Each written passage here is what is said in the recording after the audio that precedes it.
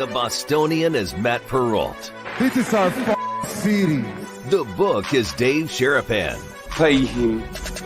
Pay that man his money. Together, they are the Bostonian versus the book. You covered 12. I covered. Follow the show on Twitter at Boston versus the book.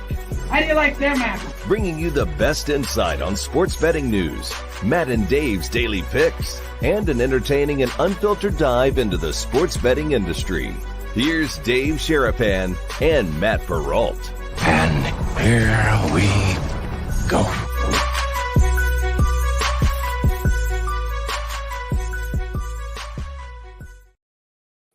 What's up, guys? How are you? Welcome into, it's Valentine's Day edition of the Bostonian versus the book. Dave Sharapan, the book, Matt Perrault, the Bostonian. We are live on our YouTube channel at Boston versus the book, live on our X Twitter channel at Boston versus the book, replayed on Sirius XM and on Sports Grid, where you saw a whole lot of us last night.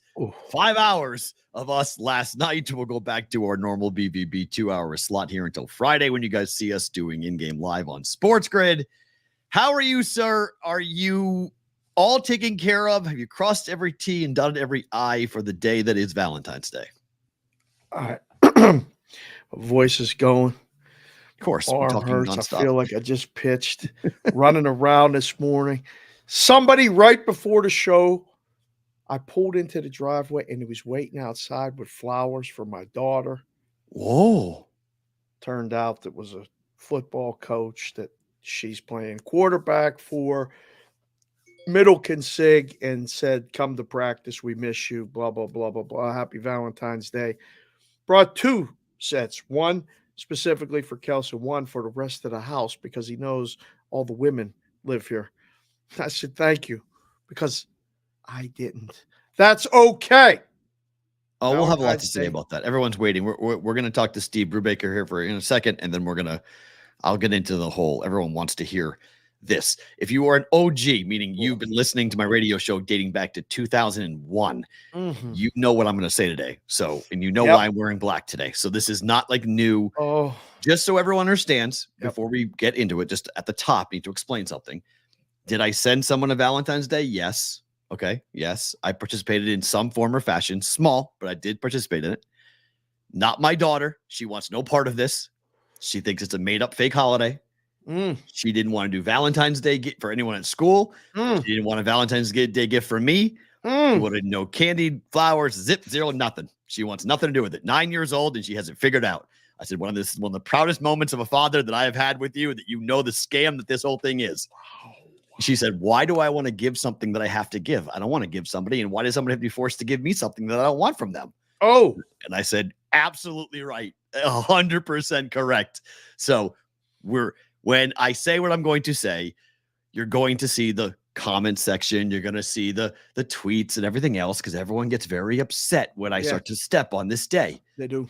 Because for some people, this day means something. Yep. For people that actually think out loud and don't buy into the scam of Valentine's Day, you will agree with what I am going to say about the scam that is Valentine's Day. This is a full-blown scam. And everyone knows it's a full-blown scam. I have come with receipts, by the way. I have evidence, and I have stats to throw out today on this stuff about why it is such a gigantic scam. So we will do all that later in the program. So just hold on, calm down. Steve Brubaker is going to be here. He's actually in the green room right now. In the meantime, hit the like button, hit the subscribe button, all that stuff. We get the favorite thing about today at the end, which, I mean, we're going to get to the favorite thing about Valentine's Day after Brubaker. We got a surprise guest. You hit me with a surprise guest yesterday. We'll have a surprise guest later. It's not really a surprise to you because I have to tell you so you can bring them in, but you know who it is. The audience does not know who it is. Correct. Yes. So we're gonna have another. So let's talk about this at the top, and then we'll bring Steve in to kind of help us getting through. Okay. Yes. So a study came out in Connecticut, of all places. Flipping Connecticut. Okay. Here we go. Of all places, this damn state. Oh boy. Half of sports bets in Connecticut are made by problem gamblers. Richard Blumenthal, who is the guy that I told you is going to lead the charge for some form of federal legislation, tweets immediately after this comes out. Yeah. This reports devastating findings. Oh, boy. That 1/2 of all bets in Connecticut are placed by problem gamblers proves the need for my GRIT Act. That's his act. My Grit Act. He's a senator. For everyone telling me I don't know what I'm talking about in terms of federal laws being passed for sports betting, open your damn eyes. This common sense legislation, it's always common sense, uses existing federal funding to help those get with those struggling with gambling addiction or problem gambling, the assistance that they need. So, Dave, okay, let's get everyone on the same path here. What is the Grit Act? Okay, this is the Grit Act. Grit, Grit. Grit. The Grit Act would set aside 50% of federal. Okay, this is a federal bill, guys.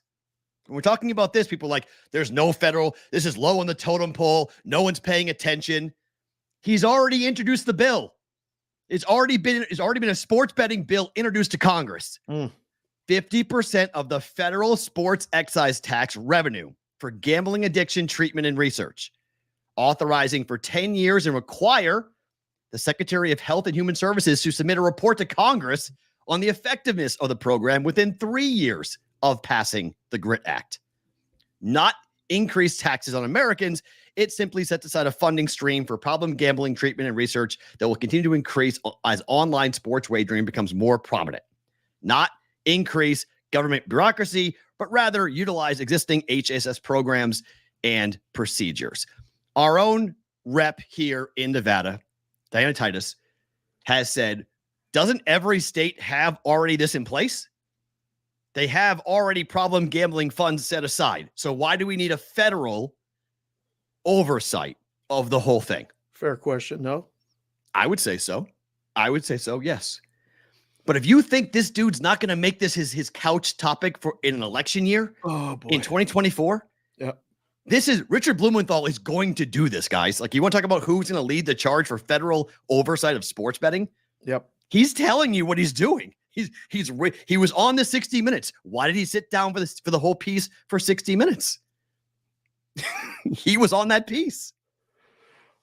First of all, you tagged me on the tweet with Richard Blumenthal this morning, and I thought, here we go. Now we're getting the politicians involved directly with us. Nothing good comes from this. Nothing good. So I was like, oh, he's done it now. Then the irony of him being in Connecticut, I laughed out loud. Tremendous. We know how you feel about Connecticut. Yes. So I had to go get a guy who basically tells the truth. Yes. He basically doesn't give a shit about how things are done or have been done. He tells you like it is. I said, we got to go get Brew for the show today. And there he is, Steve Brubaker. Brew, great to see you. Please help us. How are you? I'm doing great. I did. Can you hear me all right? Yes, sir. We can hear you great. So I had to wear my Mastodon t-shirt. I don't have all the good gear that you guys have, but I do have a Mastodon Mastodon's t-shirt. good enough, though. I was going to wear my Parkway Drive t-shirt, which is a metalcore band, but Parkway Drive t-shirt is a little faded, so I wanted to go with Dave, have you ever heard a song by Mastodon? I'm sorry? Not No, I'm asking Dave. I'm seeing if Dave's ever heard a song played by Mastodon. I'm curious. I don't think so. I honestly don't think I might so. pay money to have you listen to a Mastodon song. I love fine. Mastodon. I've been to They're see phenomenal. Mastodon. Yeah.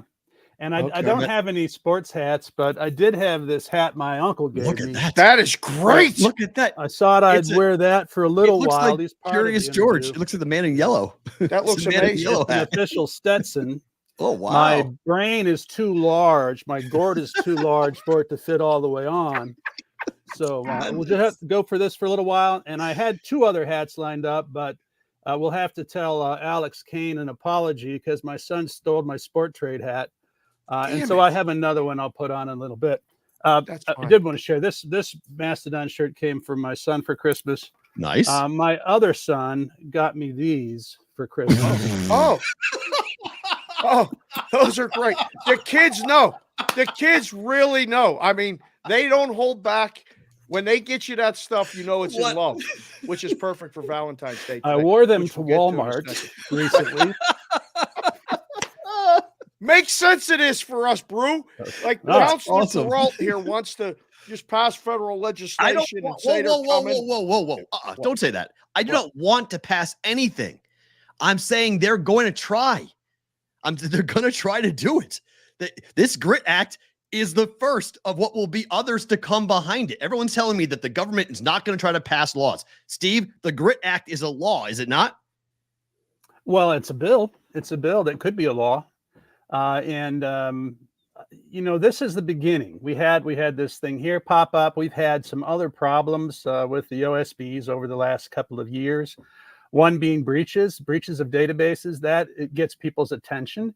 I actually had my identity stolen, and two of the items that they used to steal my identity was my driver's license number and my social security number. Well, where do those go when you sign up for a sports betting app?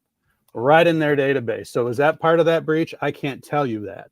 But those are the kinds of things that get people's attention. This Connecticut story is super important. And I talked about that a little bit the other day when it came out before, New York and Penn blew everything to shit. And that's all anybody wanted to talk about. But the interesting piece of that is not the half of bettors are problem gamblers. It's the number or the percentage of bettors that are doing all the gambling in Connecticut. 7% is what this article said. So you have the whole industry sitting on a point of 7%.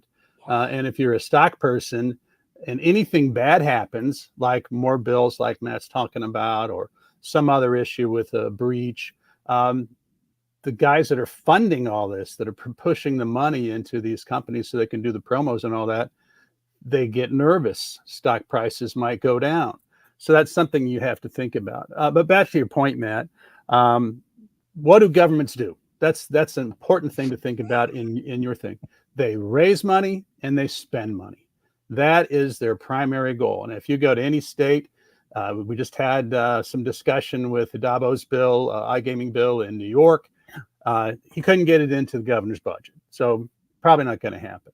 So they know that the budgets are primary, and raising and spending money are the most important thing that's going to happen in any legislature or the Congress. But do members have some power? Yes. And can Blumenthal do something with this? Maybe. But like Matt Brown said earlier, you guys saw the tweet from Matt Brown. I think you responded to it, Dave. Matt was right on. I mean, this is an issue that is important to the gaming industry and bettors. It's important to people that sports bet. But that's not raising money through taxes and spending money on programs that get people reelected. Now, Blumenthal will use this. I think you're right on that. I think he will use this all the way. And I don't even know if he's up for election. I didn't look. But every legislator wants to get in the news with something as often as they can. So this is great. Half of the bettors in frickin' Connecticut are problem gamblers. That's giant. Even though it's really not what the stats say, it's only 1.8% and then blah, blah, blah. But it doesn't matter. That's what's out there. That's what they produced in their headline. But don't so you the do have to numbers worry about matter? that. Like you just said it, like they can just say that and there's no ramifications. This thing is a bill, and the steps from getting to a bill to a law, it seems like it's one step, but it's gigantic. No, right? it's hard. Like No, it takes it's forever. very, very hard. Yeah. I'm going to change my hats while we're talking. Go ahead. Okay. But the This is point, too high Dave, the for me. point I'm making is that I didn't say a bill was going to get passed before the Right. election. No, I agree. Yeah, I said a bill was going to be submitted before the Yep. election, and it's already I in agree. there. They've already submitted a bill that's going to impact the gaming industry. And I think we're going to see it. The next step, or the first step of what could be many steps to come, is this. And then, Steve, don't you think there could potentially be a bill that will address what happens in the advertising space at some point? Yeah, I think there needs to be, and I think there will be. Whether we get it through Congress right now, I don't know. I think this study is important to Blumenthal because he's from Connecticut. Right. If we see one of these in another major state, I know I mentioned on Twitter today, and I don't call it X, although, you got to spell Neither it do with we. an X. Neither we. But it's So, frickin' we- Twitter. Twitter to us too. We call it Twitter. Yeah, So, and I mentioned it today. The chairman of the Illinois House Gaming Committee, Dan Dittich, a heck of a nice guy, young man, knows gaming, used to play some poker, and he's a very smart guy. But he filed a bill on problem gaming and establishing a study committee with some prominent people on it. I think that's going to go through. And when you see states do things like that, I think the steps are being put in place to have a broader discussion of what's going on. And one thing that I talk about quite often is, where is all the data that is most damaging to the sports books? In the OSB databases. So some states, Illinois is one of them, I've seen the language in other places, they give the regulator the authority to go down to the account level and look at things. If we see a lot more of this stuff come up, I would expect more regulators to feel the pressure from, state government legislators to, hey, let's do a study and let's look at the account number. I'm not talking about people's names. I'm talking about what is going on in those accounts. And so when you see accounts that the guy is burning money every day, 4 or 5 times, burning through all his cash and put more money, burn through his cash and put more money in, that's the problem gambler, or it can be. It doesn't have to be. Some people just manage their money differently. I put my money in an account. It's been in the same damn accounts for 3 years. I don't take anything out. But some people do move it in and out every day. Fine, whatever you're comfortable with. But that kind of data is available. And what the books don't want is they don't want government looking at Connecticut, looking at something coming out of Illinois in the future, looking someplace else, some other state that does something. They don't want that to happen because that data is damning. It's a problem for these guys. And what about the guy that worked for Jacksonville Jaguars that No. was really stealing the money and putting it in through the account and betting and doing all that nobody stuff? at the book noticed that, apparently. Apparently not. Happened. And those was a gigantic number, Steve. Is that what about sir? Keyshawn Bout, however pronounce his last name? He came up. Butte. The LSU guy that's going to New England or something. $132,000 bet out of account that was not in his name. It was some other person's name, in money that did not come out of his pocket. It came from his mother's credit card, according to the media stories. That's what people will look at. I mean, regulators are going to say, wait, well, first of all, and I think I just saw it today or yesterday, New York, it's Massachusetts is doing something with DraftKings on credit card use from out of state. Well, whose freaking credit card is it? I mean, KYC has to work. You have to know who the customer is, and you have to know where the damn money's coming from. I mean, this is stuff people will look at. Is that burden on the book? I used to sit in the books here in Vegas, and somebody would come up to the counter before all the KYC stuff and dump 20 dimes on the counter and say, I want to bet the Suns tonight. Okay. We count the money. We get their ID. We log it on the log. We type the ticket. They're on their way. Now you have to go through a proctology exam. You might have to give a blood test. They're going to do an ancestry.com study quick to find out who you are and who you know. Okay, so the burden has changed. But in your opinion, is the burden on the book? I mean, it's not enough to just take the bet and manage the risk.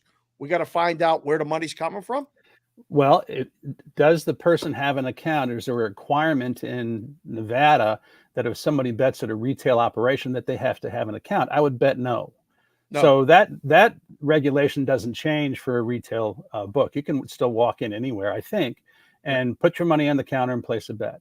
Does people look at that later? Probably not, because retail betting is, outside of Vegas, retail betting is 5% of the total spend. But the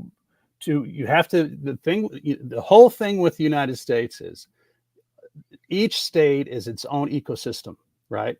So in order to be able to operate it as an OSB in a state, you have to have everything inside, which means you have to know who the person is. You have to have an account. All those things have to be in place, not in the retail books, but in the OSBs. And that's where they're collecting all that data. Is it on the books? Yep, it's on the books. You're taking the information. You're telling legislators that the KYC works. Well, it surely did not work for Keyshawn Bout. However you pronounce his name.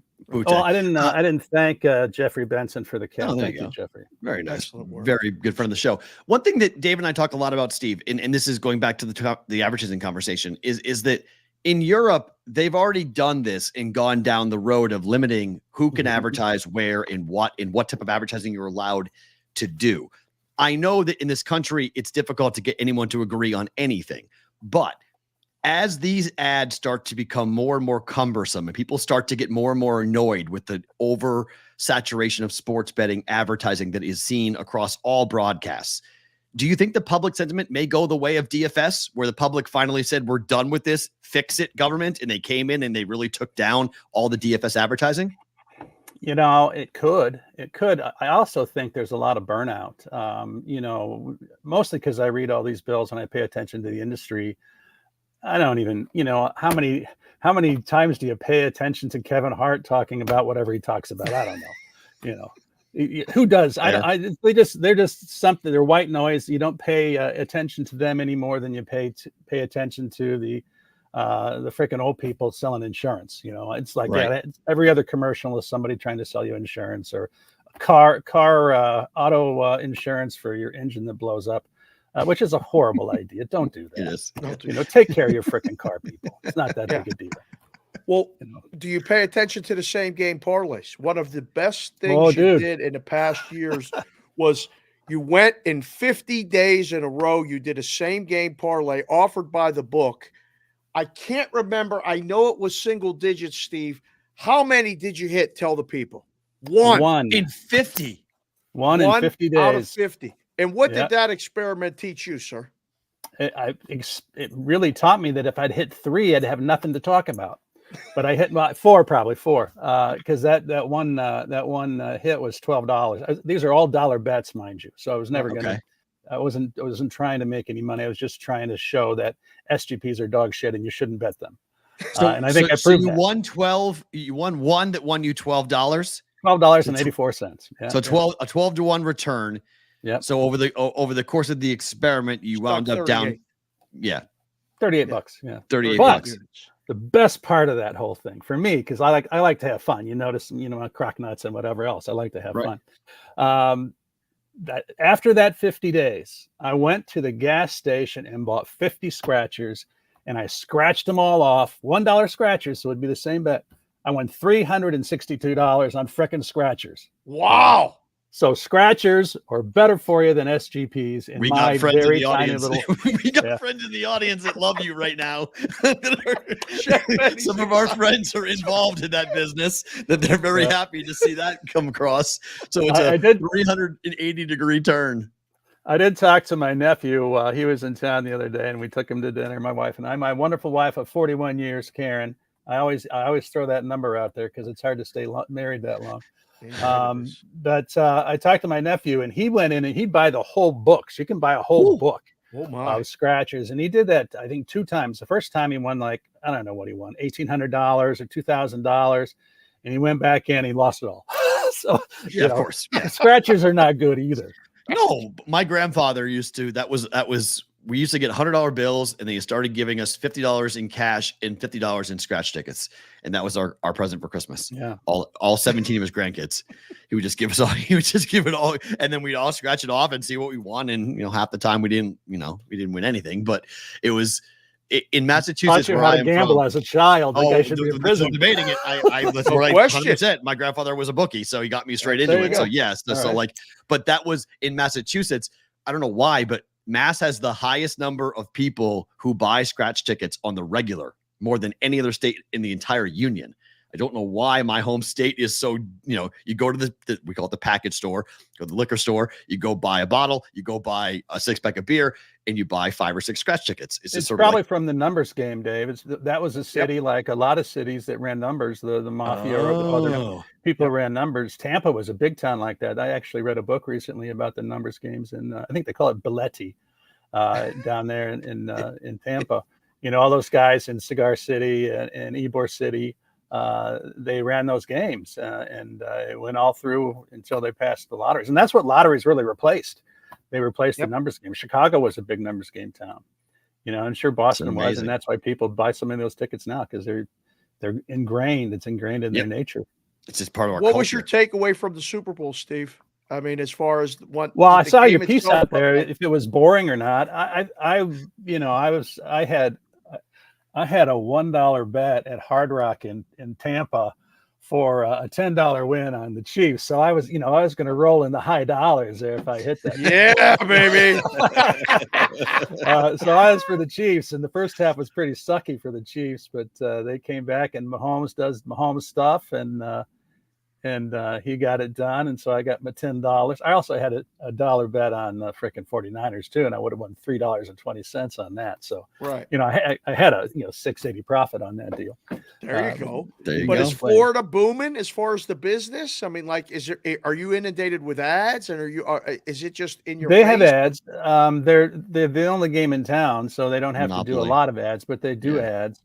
What's interesting. Price Picks was in the news yesterday for paying almost $15 million fine to New York because they went in there without a license. Are you kidding me? Get a goddamn licenence. There you go. There it is. What are you doing operating a business with no license? But they advertise down there. I live near the Capitol in Springfield, Illinois, and they advertised. Price Picks was on. I think they were on the Super Bowl feed somewhere. I don't remember when that was, but I remember hearing it when I was doing something in the kitchen. But I hear Price Picks a lot, and so you do hear some other things in Florida. I mean, of course, I'm in the Tampa market, so you hear the Hard Rock ads for the casino all the time. You wouldn't believe how many people win just hundreds of thousands of dollars at the Hard Rock because it's always on the commercials. Sure, it's true. Everyone wins. Steve, by the way, I want to do a product placement. This is a full fruit splash. I got it at Menards. You guys might not have Menards. I Vegas. do. I've been there many times. It's I lived in the South and I lived in the Midwest. $8.25 for a case. $8.25 for a case. Nice it work. Goes up 29 cents next week. So if you want the bargain, you got to get in there. Otherwise, you're going to pay an extra 29 cents. The price today is not the price tomorrow. 41 years married, Valentine's Day. What in the hell does someone do? Nothing. For 41 years of Valentine's Day wedded bliss, Steve. Try to explain this to Perot. Well, I am a very lucky person. I am a very lucky person. I ask her, and I always ask her, you want something for Valentine's Day? No.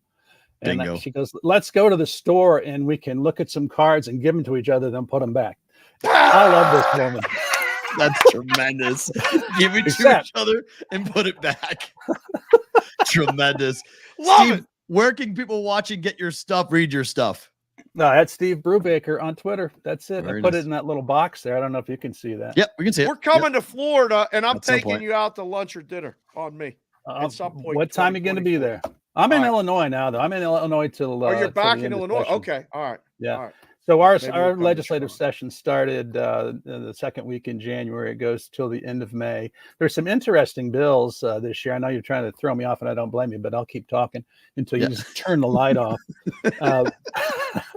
But there's an interesting bill about fantasy. We just talked about Prize Picks in New York. Fantasy has never had enabling legislation here. They tried in 2016, 2017, but Rivers, the Bet Rivers folks, their casino is in Chicago, or in the Chicago area is the biggest one. And they didn't want those guys to get a foothold, so they killed those bills. But they're back now because there's a big battle now between Prize Picks and Underdog on one side and the legacy guys, DraftKings and FanDuel on the other side. So there's somebody put a bill in to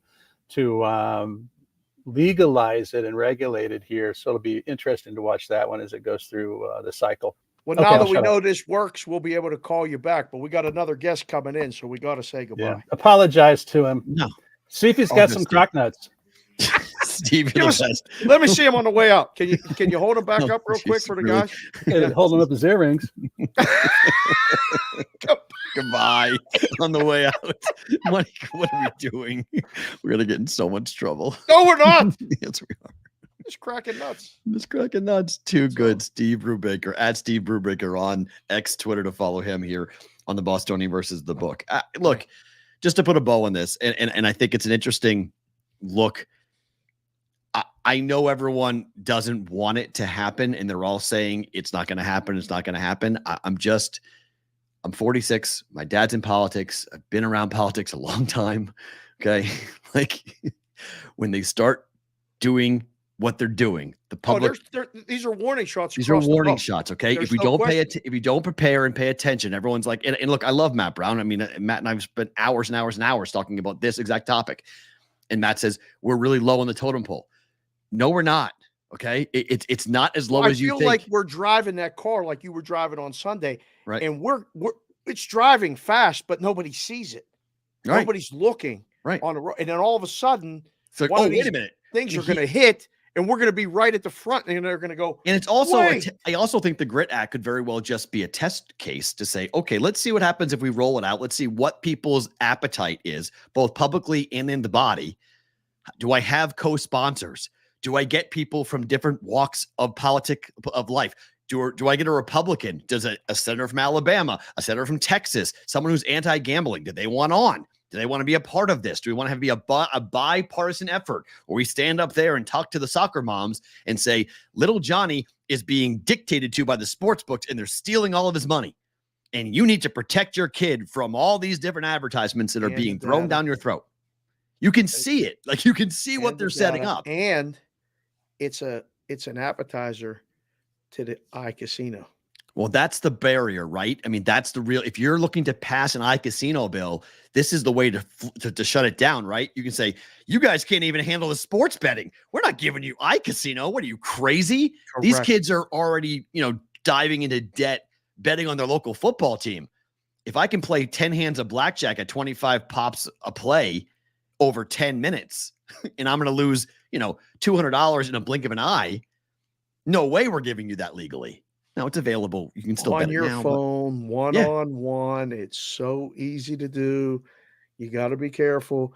You're right. I mean, you can see what's going on. I don't think it's going to happen as quickly as some people think it is. At the speed of it, I don't know. But they're warning shots across the bow. I mean, I got to read more about this Grit Act. Yeah, but that has Titus is fighting it badly. I mean, Titus. I give Donna Titus credit. She's like, wait a minute. This is a redundant bill. Why are you doing this? She wants to get rid of that excise tax. She wants it gone. And so she thinks the state should just be able to, I mean, it's mostly a Nevada thing, but she doesn't think that books should be taxed at all on a federal level. She's like, wait a minute, why is that being dictated to? Get rid of that. That's the only tax that they pay. Yeah. So they want to get rid of it, which makes sense, right? They want to get rid of that. Well, and so now, I mean, who's pushing that? Well, Titus has said, and she's asked the question numerous times, where does that money go? And the answer always that's the question you always have to ask, right? Well, she said, where's the money? She goes, you're taxing the books. Where's it go? And the federal government's like, it's in the do you have it? Do you have it? Hey, Johnny, you got it? Like they don't know where it goes. Yeah. So that's the question she's had. And now she's like, wait a minute, you can't tell me where the money is. And now you want to take half of the money and go do something the states are already doing, which every state that's got legalized sports betting has to have some gaming type of phone number, website, somebody to get help. Not to mention, you got to prove that works. If you tell them you're going to spend the money on that, that better work. Okay. If you're really going to say, well, we're going to help problem gamblers, and this percentage was 50% of the bets are problem gamblers and all this other, you better make sure that helps. You can't just have the money and, put a label on the bottom of an ad and say, if you got a problem, call, 1-800-GAMBLER, and we'll you get put on hold. It has to work on top of everything else.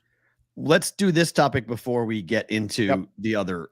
A former D3 women's basketball coach has been found to have been placing $93,000 in sports bets.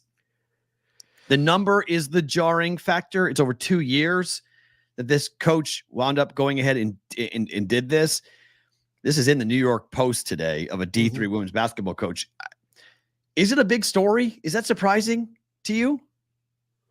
I mean, the coin in, coin out. The first year I lived here, I was playing a lot of video poker. Okay. And you get a report at the end of the year, and you see the coin in and coin out number. Yes. I mean, the net was like 2,800, okay. Right? But the coin in was, it was staggering. I'm like, wait a second. We put how much through the machine? What? Right. And then when you start to see the reports in a book, because you can always get an activity report and a 1099, and it's not a 1099, with W2G from the book, and see the amount of volume you bet. I mean, you may only win, I don't know, a dime on the year or lose a dime on the year. You may have bet 20,000 worth of bets to get that. Right. So that number is staggering and great for the headlines. I just saw it and I went, oh man, like At what point did somebody go, wait a second, check that account? Is that a coach? Is that like, who found that out? That was the concern when I read that article. The D3 Committee on Infractions. A hearing panel concluded that the coach, who was not named in the NCAA report, knowingly broke sports gambling regulations by placing 407 bets on college sports, totaling $28,000. He placed 20 bets on women's college basketball games, although none of those bets involved his school. He coaches at a damn D3 school. No kidding. No one's putting lines up on D3 women's basketball. That would be the story if they were. Right. That would, if someone's putting it up and a guy who's coaching in a D3 is betting, yeah, then there's something. So like, going I don't on know. there. I read the whole story and I was like, this is nothing to me. Like, this is a story. He's a college basketball coach that's been kicked out and now he can't coach anymore because he was found to have been betting, and the number $93,000. It was over 2 years. Like, I don't know how much money the guy comes from. Maybe he's got a trust fund that he's blowing through or something. I mean, it's not a lot of money, and he's not betting on games he's involved in. He's betting on a sport that he coaches. So he probably feels like he's got some handle on D1 women's basketball. Of course. So, like, you would bet what you know, right? I mean, I don't know. I like, if you know hoops, you're going to bet hoops. Maybe you bet a lot of NBA. Maybe you bet a lot of, I don't know, maybe loves betting football. Right. These are the stories that I think we have to be careful of, because it is sensationalized. It's a headline. It makes you stop and go, wait, what? Right. But when you read the details of it, I mean, the guy's out, but I don't think he was doing anything too nefarious. It's one of those things of like, it's a slippery slope. If you allow a D3 coach to do it, maybe a D1 coach will do it. When you take all that into the time frame, I mean, that's $100 a year. Okay, yeah, I was going to say betting less than 130 a day. Do you know the unit size average bet that FanDuel, with their number and number of users, do you know what it was? $22. And that was high for the Super Bowl. That was high. The average bet is single digits when you look at all this stuff. So when you really dive deep into the numbers, you're like, all right, what are we looking at here? Why is this a story? Why is this a story in the New York Post? Because he was I don't banned. know. Because he was kicked out. He can't coach anymore. That's why. He was found to have been guilty of betting on college sports. So he cannot coach anymore. That's why it's a story. And 93,000. That's why. There's going to be a lot more of these, though, yes, right? That's what, yes. Which is like, I'm like, really? Like, okay. We have to come up with an idea of what you can and cannot bet, because this idea that, like, the NFL came here for the Super Bowl and told every employee, you can't even roll dice. Like, you can't even go near a table. You can't do anything, which I was like, wait a minute. What? Like, Right. Why can't What does that have to do with the other stuff? Right. Like, why can't you play blackjack? Why can't you play craps? Like, you're going to the gambling capital of America, and you're just going to put it up where somebody, like, you can't dictate everyone. They're here for 2 weeks. Like, NFL employees were here for 2 weeks. Yeah. Did you watch every single table at every single casino to watch them all? Did you have facial recognition for every NFL employee to say, hey, if they come in your casino and they sit down at a table, you tell us? Like, I don't know. Is that on the casino? Like, you have to, so the league goes to the casino and says, if you see any of these people, you have to tell us, or do they tell the casino you have to kick them out, ask them to get up from the table, and they can't go eat at the restaurant. They just can't sit and for a spin of the wheel roulette. I mean, is that serious? I don't think so. I think that's what I mean. We're going to have a long conversation about what is nefarious and what is not. Like, what can lead to problems and what is just something that you probably shouldn't stop people from doing. Because I couldn't believe when I met the guy 2 years ago, the guy who worked in the front office of the Green Bay Packers, and he told me, I can't even step foot in the book. I'm like, what do you mean? He goes, I can't even go look at the numbers. If I step foot in the book and someone sees me, I'm fired. It's like, what? He's like, yeah, I can't even go near. I goes, really? They tell us, don't even go on the floor. Don't even walk on a gambling floor. But the book is really what they care about. I love to meet people at the book. We met guys last night. That's going to be one of my favorite things about today. But I always say meet at the book because there's only one. Right. I don't have to worry about meeting at this pit or this restaurant or all this other stuff. Meet at the book. It's always there's one, and I know where to find you. You mentioned that this guy was in town, and we couldn't even meet at the book, not to do anything, just meet and then go for a walk. He was like, "No, I can't." Okay, I didn't know. Yeah. It's beginning of what will be a weird couple of years, I think, in this country. Speaking of we can use this as a springboard into the conversation about what's happening today with Valentine's Day. You want to bring on the hottest gambler in Vegas? Oh, this guy owns Vegas. The hottest gambler in Vegas are one Mr. Jack. He does. Jack owning Vegas. Jack. He walks out of here. He's one of the few people that left this place up. Jack, how are you? Good to see you. I'm doing well. It was a hell of a week. So, are you recovered? Well. Yeah, officially. I think I'm back on East Coast time now. So I think we're all good there. Caught up on sleep yesterday on my day off and got adjusted to everything, but put the money in the bank from Fremont Street and felt great. So talk us through what happened that night. Dave gave us kind of an abridged version, but have you ever been that hot at the tables before? No. I mean, I'm 23, so I'm still very new to gambling, but I've had a lot of experience down in Atlantic City. I've never been that hot before. Like the night before, even we were meeting Dubs at, I think it was Bellagio. Yeah. And me and Sam one of our other producers. We were walking around. I just go up to a slot, throw $10 or $20 in, and one spin hit for $100. Took that out. Walked over to a roulette table. Eventually, towards later in the night, where they were with Pat and Dubs, and I hit on number 8, Dave. Which 8, baby, Yogi. That ended up hitting for like $400. Dang.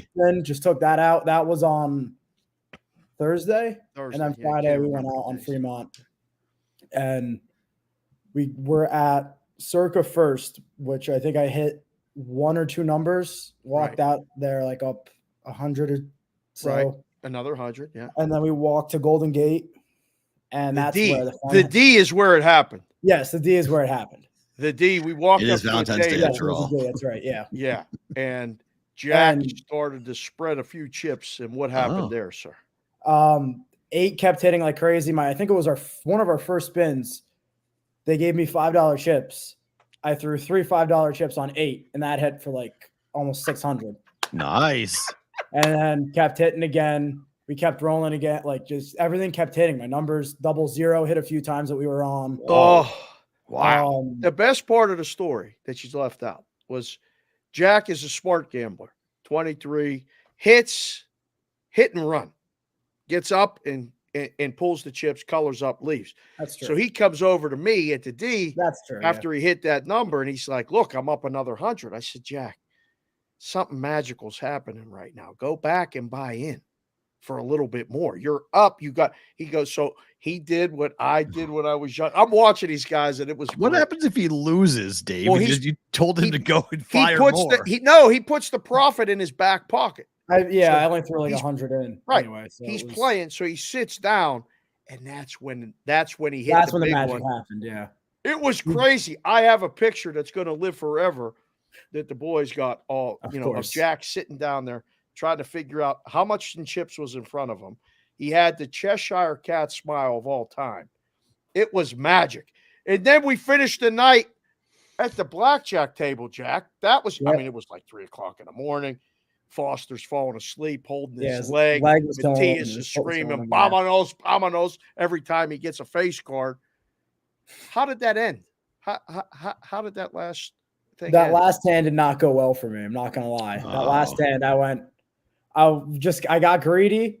I threw the 300, I had the 3 black chips I had, threw it all in on that hand. I think I got my first card was a face card. I was so pumped. And then I think I ended up getting like a 4 or a 5. Ouch.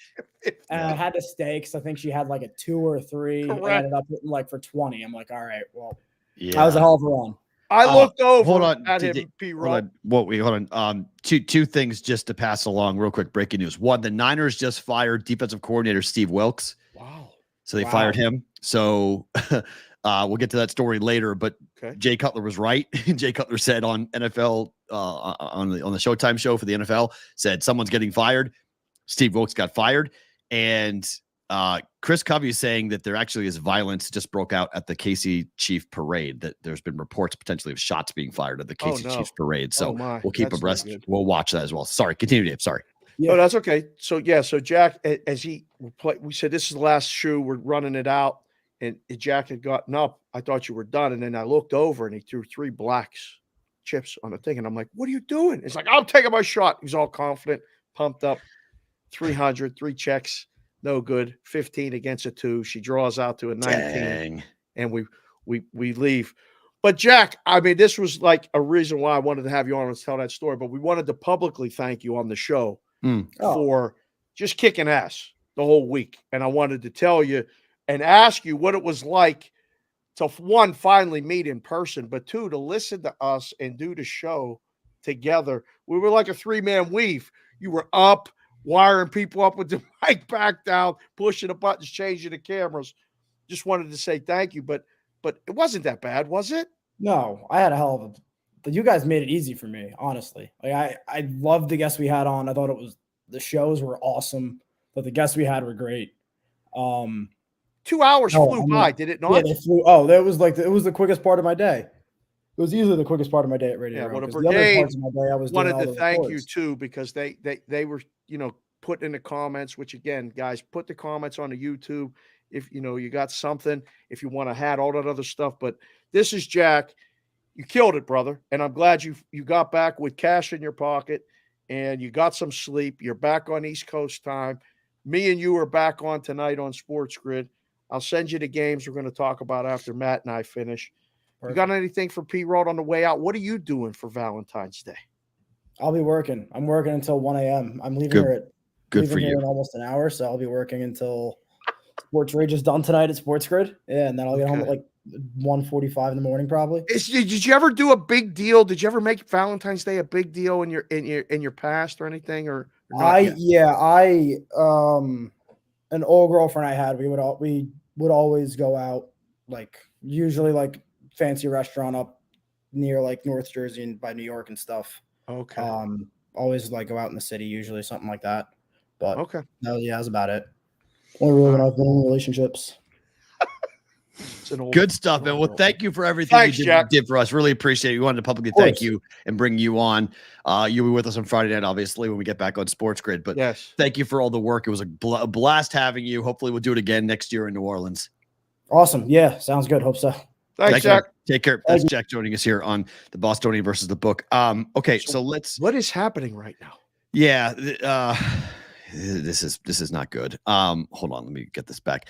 So, if you know Kansas City, where they did the parade, they had the parade route in KC. So they went through the city of Kansas City. They went to the streets of Kansas City. They ended at Union Station, which is an old rail station that they converted into this really pretty place where it's shops. It's like a mall, essentially, right? Okay. So all outdoors. No, it's indoors, but there's the celebration was outdoors. So they set up like a big stage outside Union Station. Okay.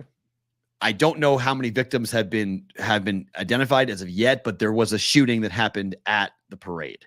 The KC police are confirming this. Shots fired around Union Station. They instructed the public to leave the area immediately. They tweeted out that officers are working to clear Union Station itself. We will release everyone inside the building once that's complete. Still trying to determine the number of shooting victims. And then they tweeted 3 minutes ago that we are releasing everyone from inside Union Station. So we don't know casualties, but we do know confirmation from the police in Kansas City that there was a shooting at the parade today, which sucks because, I mean, for a multitude of reasons, but this is not what you want ever to be talking about when it comes to a championship parade. This is supposed to be a joyous day for Kansas City and Kansas City fans. This is supposed to be something memorable and exciting. And, you take your kids down to go look at Patrick Mahomes and Kelsey and everybody else around and talk about the Chiefs and the championship. And now you're, huddled somewhere under a desk. Sucks. And that becomes the story, right? Like there's no, without a doubt, said on the podium and nothing like it. That unfortunately I think becomes the story.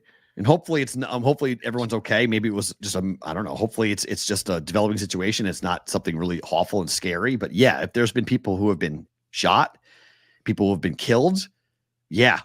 I mean, yeah, that will 100% be the story. There's no debate that will be the story.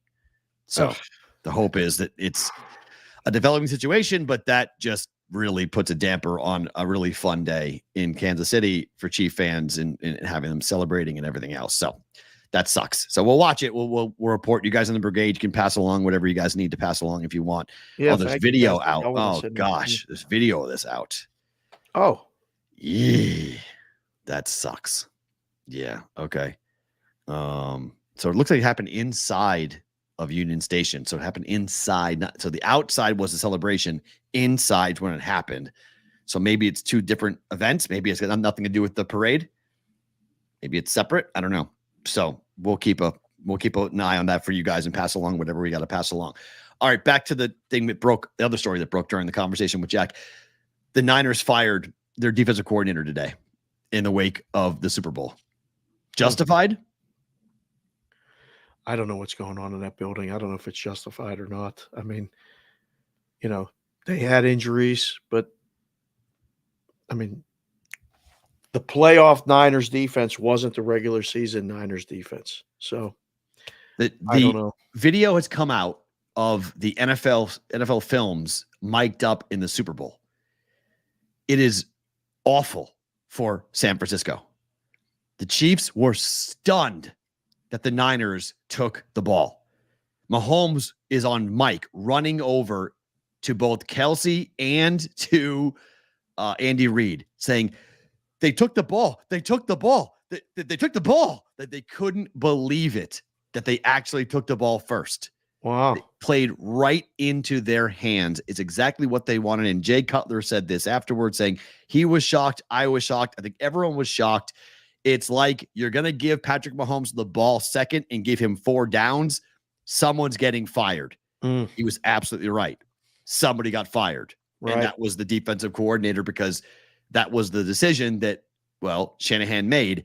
Take the ball, score, stop the Chiefs, win the Super Bowl. That was the game plan. Didn't happen. D coordinator's gone. Yeah, I don't know. Greenlaw getting hurt was big. Huge. And they were winning the game to the end, and it was a game-winning drive. They turned the ball over. I don't know. I guess if changes need to be made, and who knows what's going on in the building and on the sideline and all the other stuff, but you're in the Super Bowl and you're favored to win it next year. Maybe they already got somebody hired for the job. I don't know. I just think Shanahan needs to. You think it's justified? No, I think he needs to change the conversation. I think Shanahan's trying to change the conversation about you didn't know. You didn't know. You didn't know the rules. You weren't prepared. I mean, in real time, I tweeted this. I said, does he think the rules are the old rules? Why would you take the ball first? I still don't understand that. To this day, you could talk about, I wanted the ball third. It doesn't really equate to me, because a field goal touchdown, you lose. I think it had to be the defense was tired. Of course. Why nobody's saying that? I mean, it's part of it. I mean, both defenses are retired. But look, this is what happened on that drive, okay? People who are KC fans are saying, well, they called that holding penalty. Remember that holding penalty that they called? They gave them, extended the drive, that they would have had to pump the football back to KC on 3rd down. They gave them a 1st down. Well, then the referees made up for it on the holding penalty on the 1st down run by McCaffrey, who ran the ball to the 12-yard line. That holding penalty backed them up. That's what caused the field goal. So, if you score a touchdown, if that holding penalty is not called and the Niners have a 1st and 10 from the 12, more than likely they're scoring a touchdown there. What we also learned was the Chiefs were thinking about going for 2. If they tied the game, they may have gone for 2. Right. To win the damn thing. That would have been unbelievable if that's how the title got in overtime. The Chiefs went for 2 and got it, or didn't get it. Would have been incredible. Imagine how much money that would have been on a successful 2-point conversion being made in overtime to win the game. In overtime. It wasn't enough that it went to overtime. A successful 2-point conversion prop is a huge, that's one of the favorites for the people. They love that prop. Oh my goodness. There was that talk about touchdown. Do we go for 2? And there was some thought of like, we might, we like they were having a conversation about going ahead and doing that. And so there's just a lot that goes into decisions in crunch time that Kyle Shanahan wants to change the conversation. He was asked yesterday about winning and can you win? And he essentially said, like, it's not fair to ask, can the Niners win a big game? Can I win a big game? We won a lot of big games. I just haven't won the biggest. I haven't won the biggest, but I've won big games. I've won 2 NFC championships. That's a big game. I've won those big games. I just haven't won the biggest of games. So I think Shanahan's looking for a scapegoat. He just looks for a way of pointing the finger and said that was the problem. Our defense didn't get it done, so we're changing up and we're going to go ahead and make changes and find a new defensive coordinator. I don't think the defense really look overtime in a Super Bowl. Everyone's hurt. Everyone's banged up. A lot of football was played against an all-time great quarterback. Like, I don't care who's coordinating it. How many times did Andy Reid lose the NFC Championship or lose a Super Bowl in Philadelphia? 2 times, right? 1 NFC title and 1 Super Bowl, right?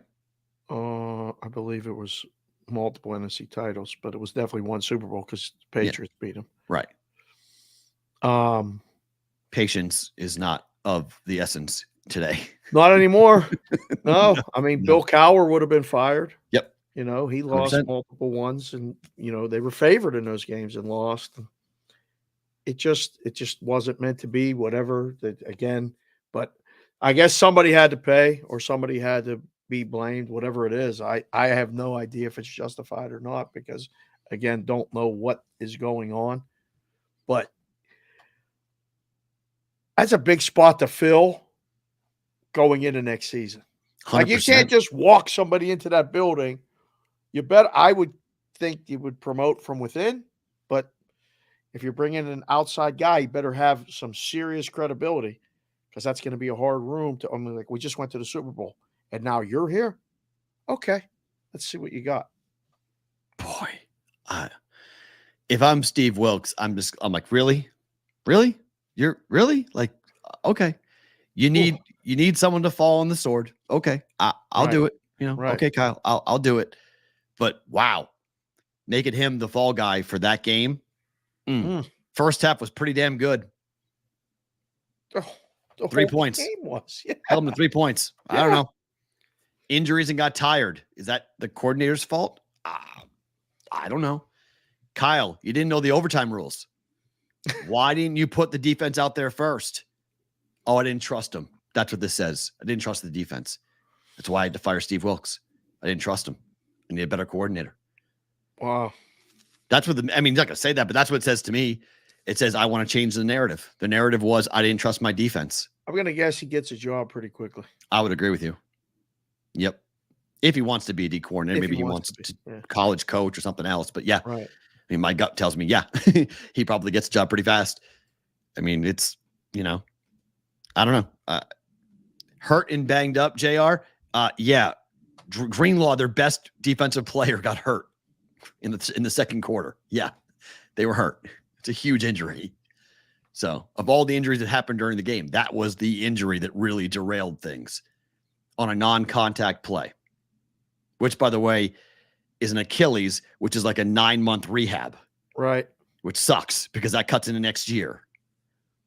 So he's not just going to miss, you know, the Super Bowl. He's going to miss what's going to happen, you know, training camp and everything else.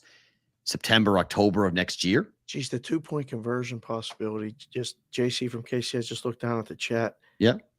The octopus could have been live in that situation too. 100%. Also another like 11-1 or 12-1.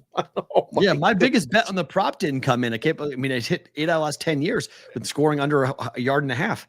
There was not even an opportunity. Nobody got anywhere near it. No one. I mean, the closest the ball got to the 1 yard line was when they downed it at the 2, which cashed a prop for me too. But that was the closest the ball got to being, and that was going the other way. It wasn't going into the end zone; it was going away from the end zone. So, yeah. I mean, it's, you know, it is what it is. But there's an interesting story that came out today in the Las Vegas Review-Journal. The guy who was the streaker. What is this? Is a social media guy. Social media, it's like 500,000 followers on Instagram. He paid $42,000 for front row seats with the 42,000 with the pure intention of jumping on and getting on the field. That was his entire intention to go. Would you pay $42,000 to be famous for a moment? Because he was famous for a moment. Didn't get on TV, but in the building, he was famous. And social media wise, he's everywhere talking. What do you think? No. 42,000? Yes. Did he go with someone? Yeah, they both jumped onto the field and they both spent the night in the drunk tank. He said I paid $42,000 to go to jail. Was his post on social media. That should be a poster child and put up in all middle schools and high schools of exactly what not to do. You want to be famous? You want to be a social media person? Look at this guy. Paid $42,000 to run on a field half naked, get tackled, and spend the night in jail. I hope it was worth it. I don't think it was worth it. Will, sorry. Are you a fucking idiot? Yes. What is that? You are yes, 100%. Yes. The definition of, in a lot of ways, the definition of. You sent me that story. I sent you that thing yesterday. Was that the guy or was that a fake guy? That's a fake guy. So I sent you a TikTok of somebody claiming that they placed a $20,000 bet on will there be a streaker? And I said, what book in the world is taking 20 dimes on whether or not there's a streaker? Because one person can actually make that happen.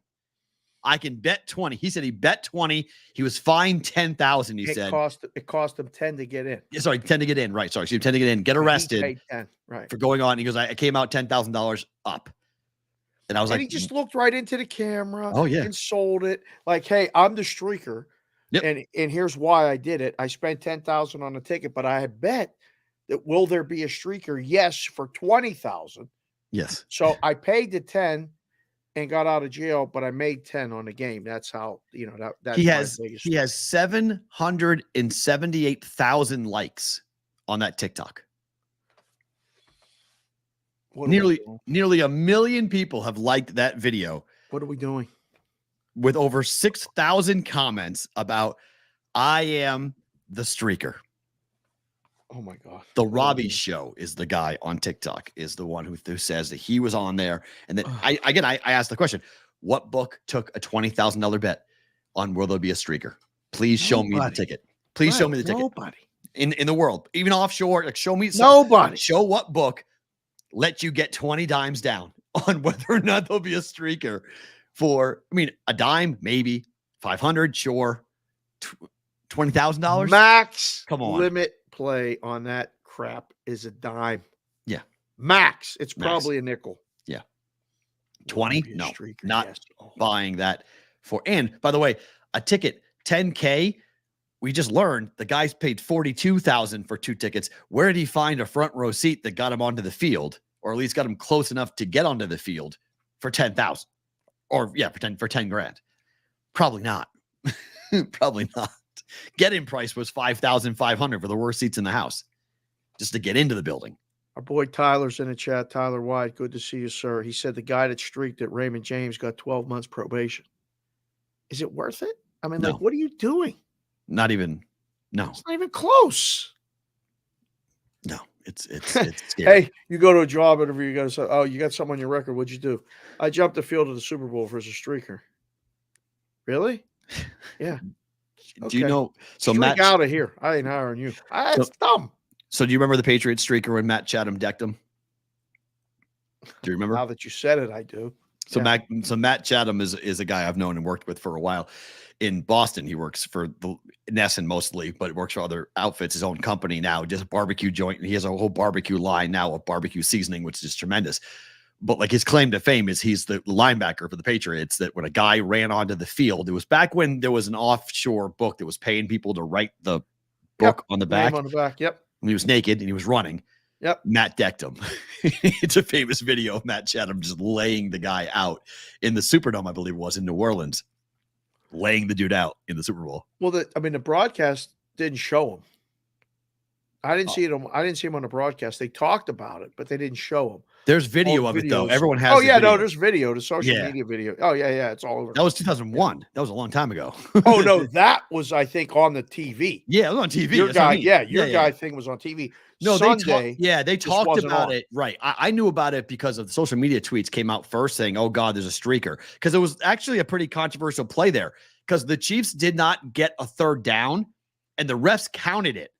They counted the play saying, well, the streaker happened on the other end. It didn't impact the play. But it was like, wait, what? Hold on a second. Like there's a guy on the field and you count that play.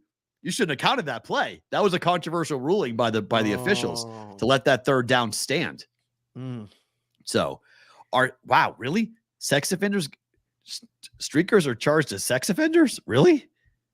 Wow. I have no idea. And yes, Butchie. Yes, it was Golden Palace. Yes. Oh, yeah. That was it. Yep. I believe that. Yep. That's what was on the guy's back. Yep. So that was it. I mean, there are people knows. claim to fame. People have claimed to fame for these things, when it comes onto all this. But yeah, who knows? I mean, I would not pay $42,000 at all for just about anything. Okay. So let's talk about today for a second. All right. Before we get to the games today. Oh. Let's talk about today. Uh-oh. Hold on. I got to get the glasses for this. This one may be a minute or two. Maybe it's a minute or two. All right. So I'm going to go over. Okay. Yeah. I just want Today's February 14th. February 14th. It's Valentine's Day. So I'm wearing black. Okay. Yes, you are. This is Black Wednesday. It's black whatever day Valentine's Day is. Right, here we go. Okay. Yeah. This is a day that should be a front to every man, every person who has a woman other in their life. Some have more than one. Today's day, by the way, I love that line that today's the day you find out whether you're the chick or the side chick. Like, it's phenomenal. I love that. I absolutely love that. I think that's tremendous. Like today's the day you find out what you are on the, like, you can establish today, like what shows up, what's the gift, what's the moment, like, are you with him or not? And if you're not, you know what you are. So there you go. We're never getting off late night. No, but I am always somebody I love love. Love is phenomenal. Love is great. Love is tremendous. Okay. Yep. Don't hear this as me saying, oh, he's a bitter guy. He's divorced. He just is mad at the world. I did this before. Some people are going to say that. Of course. I did this before I was married. Okay. Guys who listen to my show in Huntsville, Alabama, understand. I used to start this show with it. I used to come on the air. First thing I said, I would come on the air saying, Happy Black Friday. Welcome to the stupidest day of the year. Oh. Because it is really the stupidest day of the year. It is the most manufactured day to make men look bad. This is the day designed to dictate to you as a male in a relationship what you are supposed to do. And if you do not live up to the certain standards set by your other or somebody who talks to your other, you fail. Did you know that the average price today across the country of a dozen roses is over $88? What? Over $88. The average price of a dozen roses in America over the other 364 days is $20. Correct. Yeah. We're going 4X for a manufactured event where if you don't buy flowers, you didn't do enough. If you didn't take her out, you didn't do enough. If you didn't do what you're supposed to do, but if you do it every other day, but today, you didn't do enough. I've had women tell me this. I told you this last night on Sports Grid. I'll say it here. Oh boy. Have said, if this day doesn't exist, it wouldn't happen. He wouldn't do it. We wouldn't have. This is a reminder to my man to go ahead and do something nice for me. And I hear that and I go, your man sucks. Oh. It's more of a look at your relationship because one day this should be nothing. This should be just like Steve said. Yeah. Go to Target and go ahead and I'm going to give you a blank card. You give me a blank card. We read it. We go, close it and we're done. Because it doesn't really matter. Actions always speak louder than words. And if you need a day to remind your man to actually do something to cherish you, honor you, and show you how he feels about you, your relationship, sorry, Will, is fucked up. All right? You have a completely and totally messed up relationship. And so we create this day. Even my 9-year-old goes, what the hell is Saint Valentine anyway? Oh. She's right. Oh. It doesn't mean anything. It's completely designed to take money out of our pocket and to make us, if we don't do what we're supposed to do, it's going to show that you, and sometimes it's not even your girlfriend or her wife, it's her friend that comes in and says, what did he do for you? Oh, he did . Really? Really? That's what he did for Valentine's Day? Oh boy. That's wow. No good. Honey, I don't know. You sure you're with the right guy? Oh, you went with the honey? That is oh boy. the junk going in the head. And then it's not even just on Valentine's Day, because these things cause problems and divides a month from now.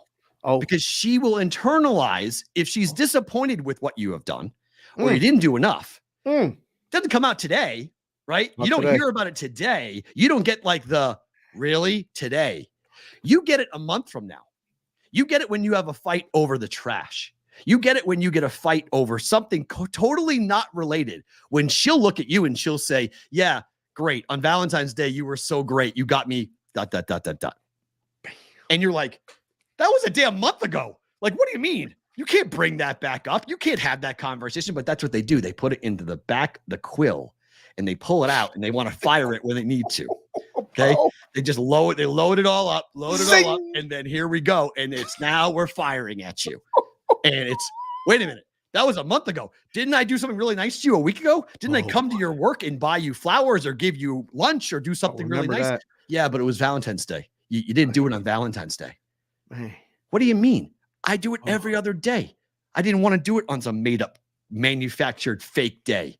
Oh, it's fake to you. But to me, it shows to the world, I want to post it on Instagram. I want to post it on Twitter. I want to post it on Facebook. I want to show everybody our relationship. Look at everyone's posts. Look at everyone. They're all going to dinner. They're all doing this. They're all doing that.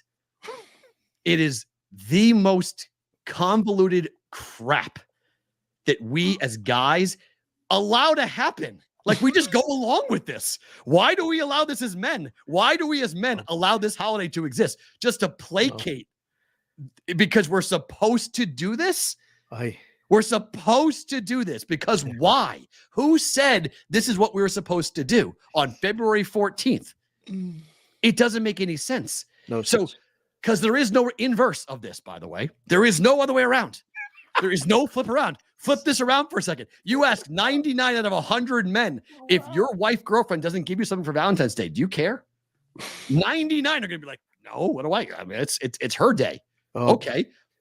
The answer that I get most often from women, again, comes back to it is, I deserve a day. You deserve a day. Okay.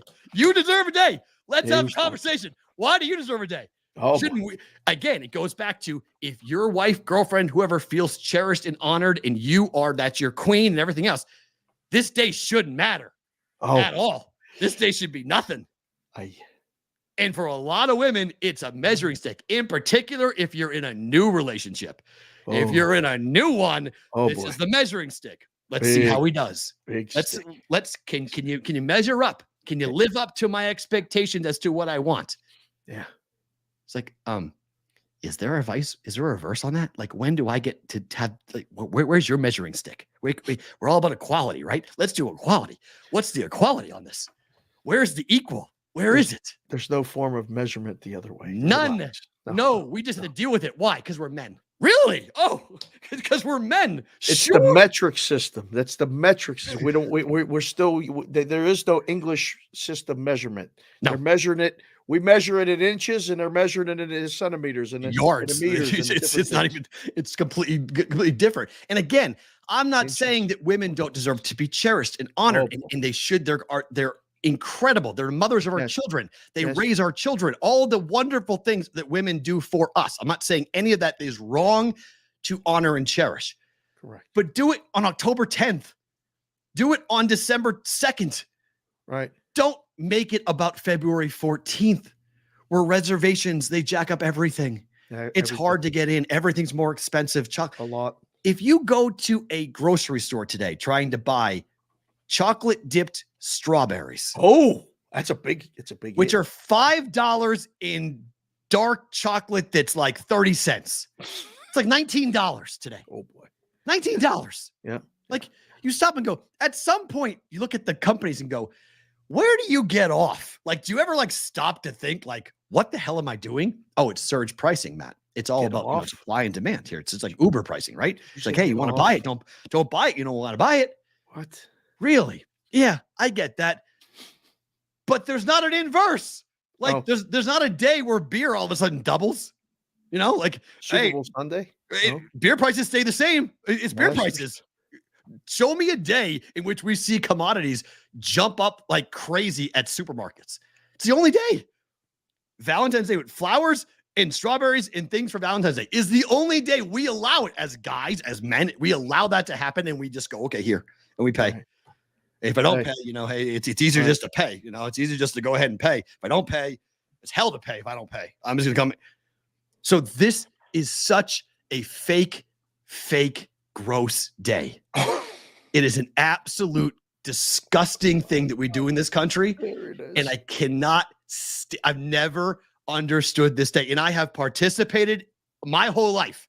Yeah. Again, I said something for Valentine's Day to somebody, and I've done my part because, again, we have no choice.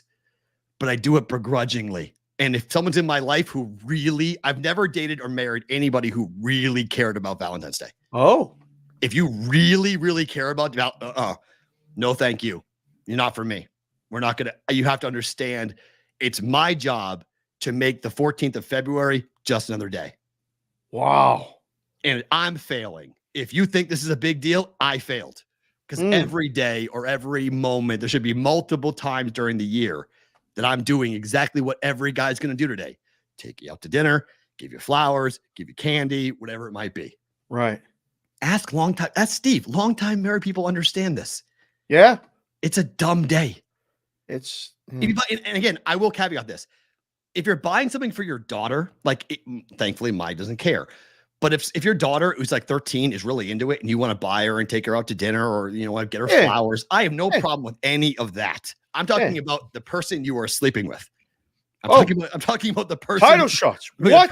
With the person that you're in a relationship with. Oh. Okay. Now maybe there's multiple that you're in, but the one your main person, doing right now, your relationship, the person that you are actually dating, this person, what I'm talking about for this day, and for everyone who wants to come at me and tell me all these different things. Here we go. There's sports talk. Man, I love the guy. I love the guy last night after he saw me do this on Sports Grid. Wrote to us on Twitter. It was like, I work at Walmart. I see the prices. You're 100% right. That it pisses me off every time I go to work on February 14th. And I go, why the hell is that tripled? Like why is the price through the roof on that? Yesterday it was this price, and today it's this price. What? Why? It's 100% a money grab. The price yesterday. No, and it'll go right back down. It'll go right back down to it. Absolute nonsense. Like the Knicks to win it all price after they get something happens, it'll go back to what it was. Wow. Do you feel better? No, because the day still exists. I'll feel better tomorrow. When the day is over, I'll feel better. I saw some schmuck this morning when I was I was driving. I had to go to the pet store to get my dog food, and I was driving home. It was 8:30 in the morning. There's some schmuck walking home with a huge Valentine's Day balloon from the supermarket. Like you can tell he forgot. Like he forgot. Just remember. Just remember. Yeah. So he walked his ass to the supermarket, then to walk home to have this. I was like, man, this is just too much. Like this is just absolutely ridiculous. Like what are we doing? Tomorrow, the stuff's all 50% off. 100%. 100%. You get a good deal tomorrow. Yes, you get a great deal tomorrow on all this stuff. My God, you can make strawberries dipped in chocolate in your house for like $4. Like no joke. You make 20 of them for like $4. We've done it. Dirt cheap. Like so incredibly dirt cheap. Yeah. So there we go. Go to Mexican food. Yeah, sure. Why not? Mexican food. Yeah. That's it. Yeah. Let's ask the people watching the show. And again, thank you for being here. Thank you for hitting the like button, the subscribe button. Leave a comment. We got guys designing their own hats in the comment section. If you guys want a hat, we're taking hat orders at Sports Talk. Don't just go at Boston versus the book. Don't bother Matt right now. He's having one of those days. Ask the BVB at gmail.com. We're working on some stuff. So if you'd like a hat, We'll get those orders lined up, and we'll try to get them out to you before our big March Madness show, 21st and 22nd at Resorts World Live for the Madness outside the book in a big room called the Red Tail. Don't even make a comment about the Red Tail. I know it's what you're thinking. It's not. It's a beautiful place, and it's going to be fun as hell. They got couches, all kind of stuff planned for us. We're going to get the promo codes to get you guys. Do you like Valentine's Day? Is that the poll you want me to put up?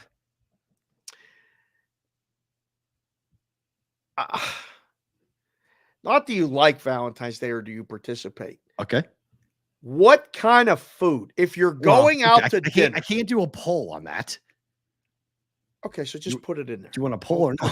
No, don't do the poll. Okay. Don't do the poll. All right. What kind of food for the young kids or the couples or anybody that wants to go to dinner tonight? Anything you want. You said it last night on Sports Grid that if you take your wife or your girlfriend to Buffalo Wild Wings into a hockey game tonight, I said if it's her idea, it's unbelievable. If it's your idea, it's a damn mistake. And straight up, you are walking into an absolute viper pit if it's your idea. Ask and she says yes, you're good, right? No, you know this. You're a married person. You know what yes means. You never ask that question. It's yes, and then it's ammunition that goes in the quill. That's another one that they're going to pull out and go, your ass took me to Buffalo Wild Wings in a fucking hockey game on Valentine's Day. You know exactly. You're getting shot a month later if you do that. Got good seats. Do not We sat between a red line and a blue line right there. Her idea, 100%. Your idea, absolutely not. No way. You should not be doing that. Is it Mexican food? Is it a steak dinner? Anywhere. Is it Chinese? Yeah, is it wings? Put it in the chat, boys. If you're taking her out to dinner tonight, she wants romance. You know what she wants? Go to dinner. Seafood? Anything. Well, careful on that. It could be, you gotta be careful. You know, if you're going crab legs. There's post games. There's post meal considerations. You know, to think about. You know, I'm just saying, gotta be careful, right? Mexican food. You gotta be looking upscale. Come on, Smentana. Upscale. Yeah. Come up with a food. I know it's upscale. What kind of upscale? Chick-fil-A, Fish Killer 73. Yeah, that ain't gonna work. I mean, even that chicken's good. Kevin, I'm using it on purpose. Come on now, you know this. It's an intentional Whit thing. Rock. Right? It's an intentional thing. Right. The quill. I love that. Pull up, fired up bow. Yeah. Saw those crossbows last week. That archery Mexican thing. at home. Yeah, there you go. Right. Joe the Fat Panda, Mexican at home. Okay. I mean, you better make it good. Oh, I agree with that, Stevie Mac. Yes. You got to be real careful. Her voices are her worst enemies. They will judge her and you. 100%. 100%. Man, oh man. He's 100% right. Gentlemen's Club buffet. Konowinski. You what? You took her to the club? What in the hell? Have you ever eaten at the Gentlemen's Club? Yes, buffet? I have. Yes. In Vegas, they're actually somewhat good. Like, not that bad. I mean, the Rhino's got like a full-fledged 4-star restaurant in it. I mean, look legit. I've never done lunch there, but I've done lunch at a joint like that. Well, Sapphires is awesome because Sapphires has the great Mexican place next to it. So you have Sapphires and you have the Mexican place is actually really damn good, and it's totally separate. So it's next door to each other in the same building, but it's not connected in any way. So you can go and eat. It's real. I mean, they have 2 locations, one by my house and then one next to Sapphires. I've gone to both. It's great. Vegan food? Well, come on now. Oh, that's Addison, boys. though, right? Come on. What are we doing? Right. I don't know. Oh, James Harden does all the buffets. Yeah, that's he does all the buffets. That's very true. All right, we'll look through a couple of basketballs from last night. Another top 10 team goes down last night. Syracuse beats North Carolina by 7. I didn't wear props to CBW and all Syracuse fans. I just flipped on the orange hat, the Suns hat for you. Thinking about that, that was a big win, historic in some way, right? Like you talked about. Oh yeah, between them and the other orange team. The history was that Pitt won at Virginia for the first time since 1974 last night. That was crazy. Pitt now has won at Duke and at Virginia. Duke's got a little bubblicious going on. Like Pitt. Excuse me. Yeah, Pitt's got a shot to be on the bubble. Like they have now. That's 2 quad 1 wins. Huge road quad 1 wins. So right. Big W. And then look, I feel horrible for our guys in Indiana, man. I know there's a lot of Sycamore fans, but that sucked. Oh, I mean, you're ranked for the first time since 1979. The last time you were ranked, Larry Bird was playing in the national championship game against Michigan State and Magic Johnson. Your 17-point favorites, top two players rather for Illinois State are out, and you lose outright. Like, bro, what the? Now they won't be ranked again. Ever. And Rainmaker Lou, hell of a call, man, because in the chat, he said it. He called it yesterday and said, team that hasn't been ranked in over 45 years, right? Prosperity is going to be bad for them. And he was 100% right. They got a lot of big men on campus, you know, people coming in, you know, everyone wanted to see our boy. They all want to see this dude go ahead and play. Avila! They want to see this guy play. And then they get bounced. No good. Stinks. Now they have to win a conference, right? They have to win a conference title. It's a really bad loss. I mean, they run a table. It's still going to be like you lost this 18-point favorite at home to a team that had won all that other stuff. Yeah, it's no good. Really bad loss. Ohio State fired Chris Holtmann today, by the way. The head coach of Ohio State men's basketball got tossed after they lost last night. He got relieved. And what did they lose by? Did they not? Not a lot. They only have 4 wins in conference. Wow. So it's been a really tough year for Ohio State. They've been a good team to bet against. But my question is, dead cat bounces in college basketball or just pro? Probably just pro. Right. It's a little. I mean, you don't have the talent. You don't have the talent, right? It's different in college, right? Yeah, I think so. Yeah. Yeah. You can't. When is their next game? Yeah, you can't. You Ohio can't State motivate plays probably Friday night? Who? Ohio State? Ohio State. Let's see. Ohio State's next game. They play Tuesday. They probably play either Friday or Saturday. Yeah, that's the Big Ten schedule, right? Tuesday, Saturday, Tuesday, Friday. Right. Ohio State's next game is on Sunday against Purdue. Oh God. At home. At home? Yeah, at home. Home dog? Dead cat bounce? They're 100% a home dog. There's no debate. I know that, but I mean, it might be 8. 7, 8, 9. Ken Palm has it as a 9-point win for Purdue. Yeah, so somewhere in that range. Somewhere in there. 8, 9, 10. Oh gosh. Wow. Oh, thanks, Mikey, letting us know about what's going on for the shooting at the parade. God. 8 to 10 injured, 2 armed suspects taken into custody per ESPN. God, that's horrible. That's. I mean, we just went to that one here for the Knights. I took my kids down, and it did get uncomfortable because there were too many people in a very closed space, and I kept trying to keep a little kind of circle or elbow room between them, like somebody pushed, and I had to tell them, look, back up. I mean, I got, little kid here and all this other stuff. They'll never want, I mean, they'll see the video. They're 100% going to watch it later. They're going to be like, well, I don't want to go to any more parades ever. That's a shame. That sucks. Really, absolutely, 100% completely sucks on that. Yeah. So a couple things in college basketball. UConn tonight is laying 24.5 against DePaul.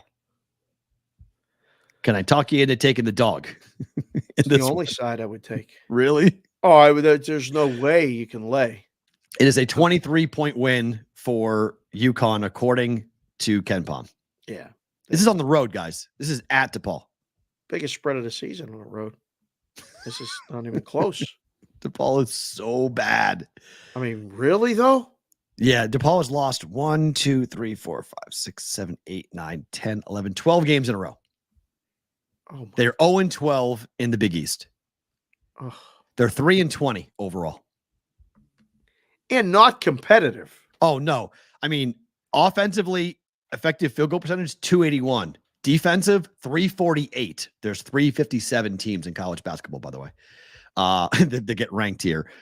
In efficiency, they're 290th offensively, 277th defensively. Like, their numbers are absolutely insane how bad they are. Wow. They're by far the worst Power 5 team in college basketball. Oh, my. Yeah. And that's a El Paso for me. You want no part of it. Nothing. I don't want nothing to do with this. This is one of the weirder things you will see.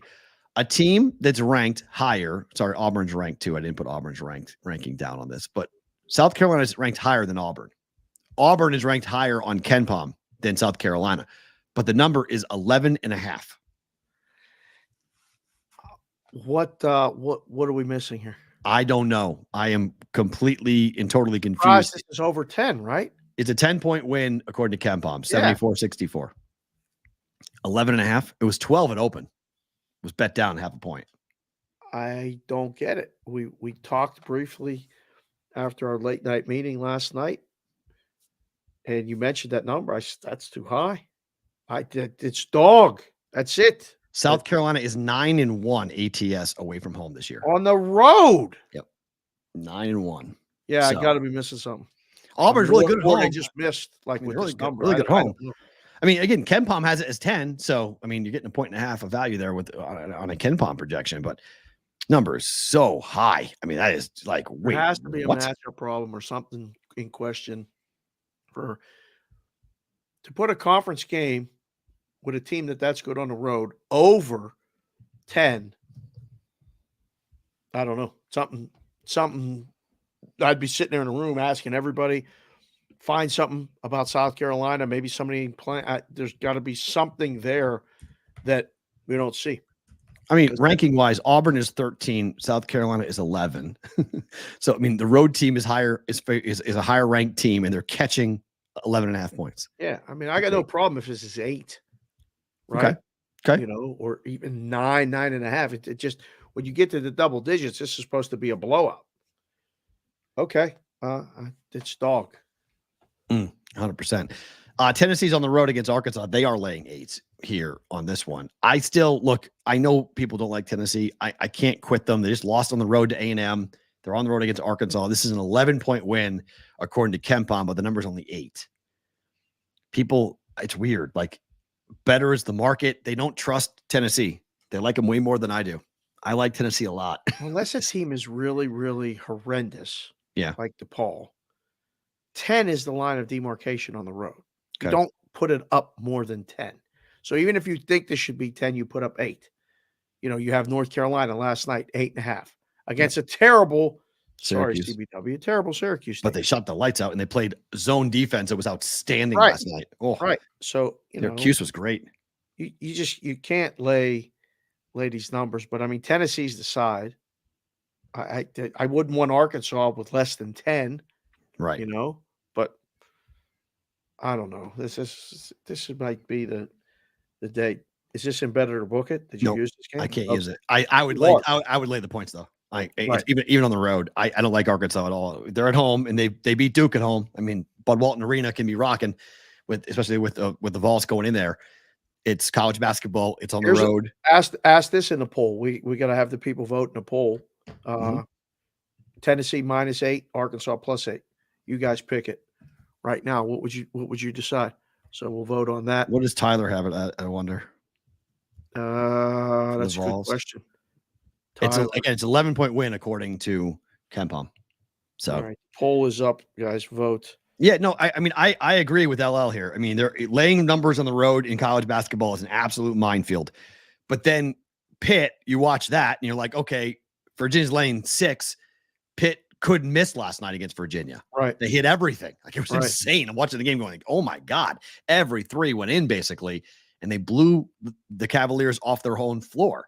So it's not like an automatic thing where like a road team can't go in there and shoot the lights out and win a game. So, you know, I do agree it's difficult to lay that, but I don't know. Bushy has it 8.5 pretty much everywhere now. There Okay, it is. so it's up. Yeah. Yeah, I would bet the 8 with Tennessee. I think Tennessee is the side. Probably going that way too. So if you guys are looking at it and want to have a play, I'd probably lay 8.5. Yeah, it's pretty neat. UNLV's laying points at Fresno. Yep, How bad is Fresno? just beating New Mexico on the road at home. What do you do with the NBA tonight? What do you do? I couldn't figure out a way to put all the games in because I was like, I'm not betting it. I'm not touching a single game tonight. Prop side, nothing. No part of it. Nothing. This is 1, 2, 3 Cancun. Like, this is just so many guys tonight. I love this saying. I'm going to actually, next time I get out in the field with the kids and coach, Yep. when we get to be doing our last tournament or last week of practice, I'm going to say 1, 2, 3 Cancun. Put your hands together and give me a 1, 2, 3 Cancun. Hat tip to What are the you talking boys about? on. 'Cause that's where your minds are. You're all TNT. thinking of Cancun. Yep, I'm stealing it obviously from the Kenny and the boys on TNT, but that's what this is tonight. This is everybody has their plane tickets ready to go. They get multiple days off. Like, I want no part of anything tonight.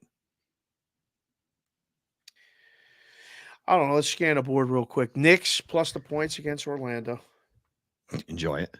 All right. Pissed off Knicks team after what happened against the Rockets. Holy crap. Philly's laying 3 against Miami. Don't know about that. Cleveland's a big number against the I don't board. mind that. Big business. I don't mind Wemby, but Wemby's on the road. I like betting Wembanyama's over rebounds at home. He's at Dallas, so I'm a little bit concerned about that. But his last game, he had a triple-double with double-digit blocks.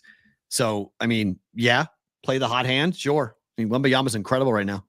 I feel like I've talked to you literally for 24 hours. And I was wearing the same Phoenix outfit last night. I was right on the chair, and I said, you know what? I'm going to wear the Phoenix stuff and try to get all the Phoenix hats that I have in. Okay. I've actually had them all in my head at least once. Right. They're beating Detroit. That's one of those things that you see that number. It closed yesterday 13 with the Lakers. They won by 14. Yep. Now they're both on back-to-backs, so they should cancel each other out.